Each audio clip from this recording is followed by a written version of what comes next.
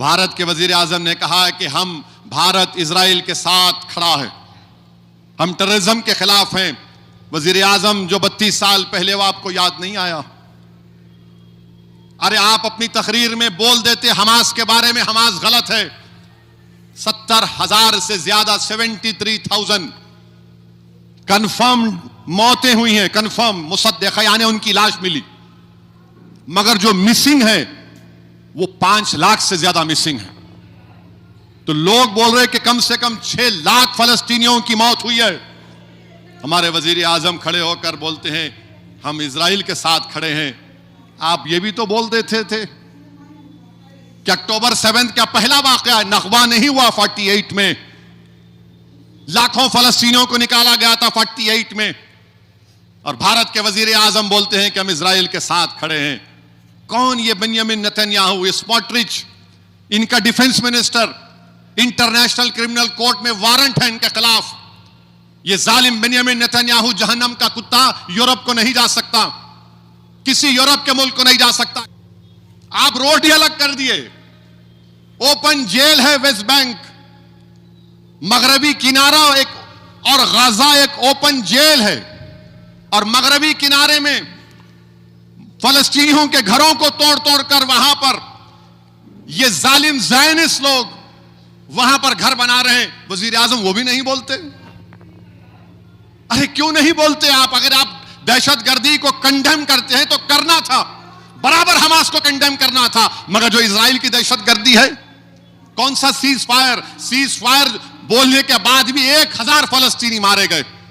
ये जो भी सीज फायर हुआ, क्या हुआ नहीं हुआ। और फिर ये मल्टी कल्चरलिज्म कहां गया बताइए? क्यों नहीं बोलते आप मेरे अजीज दोस्तों और बुजुर्गों?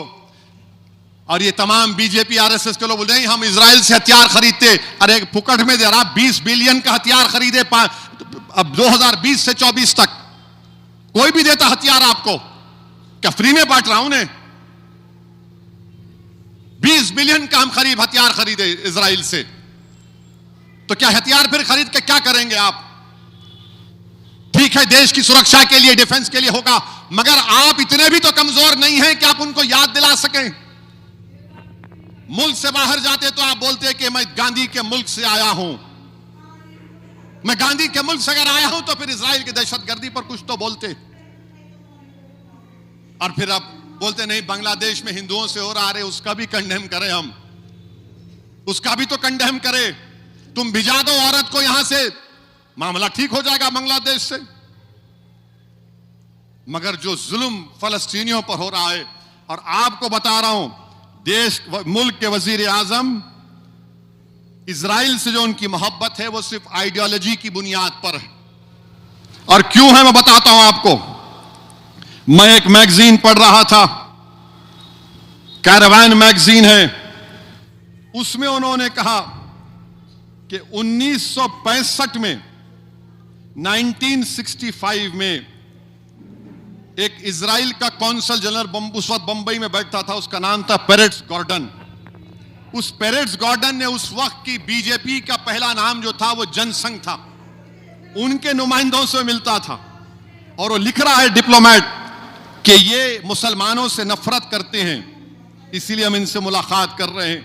फिर 66 में उनकी फॉरेन मिनिस्ट्री ने कहा, इजराइल की इंटेलिजेंस एजेंसी उनसे कांटेक्ट में थी जनसंघ के लोगों से, और फिर उन्होंने यह भी लिख दिया कि कोई साहब थे जनसंघ के मनोहर लाल सोंधी, उनका भी बड़ी मोहब्बत की बातें लिखी गई उनके बारे में। और फिर उसमें यह भी लिखा गया, माने ये सब इजराइल से उनके तमाम चीजें निकली हैं। वो डॉक्यूमेंट्स में कहा गया कि इजराइल का जो कॉन्सुलेट जनरल था वो जनसंघ के एमपीज को बोला कि पार्लियामेंट में आप सवाल उठाओ ताकि आप उस वक्त की हुकूमत को एम्बैरस कर सकें। और सुनिए, 31 दिसंबर 1973 को बंबई के इजरायली कॉन्सुलेट से कौन मिलता है? नाथूराम गोडसे का भाई गोपाल गोडसे मिलता है, और वो खुलकर बोल रहा है कि मुसलमानों से मैं नफरत करता हूं। और वो बोलता है कि क्या इजरायली एम्बेसी या कॉन्सुलेट मुझे मदद कर सकती है? मैं प्रिंट करना चाह रहा हूं, ये नफरत के पैगाम को प्रिंट करना चाह रहा हूं। तो ये पुराना रिश्ता है इन लोगों का।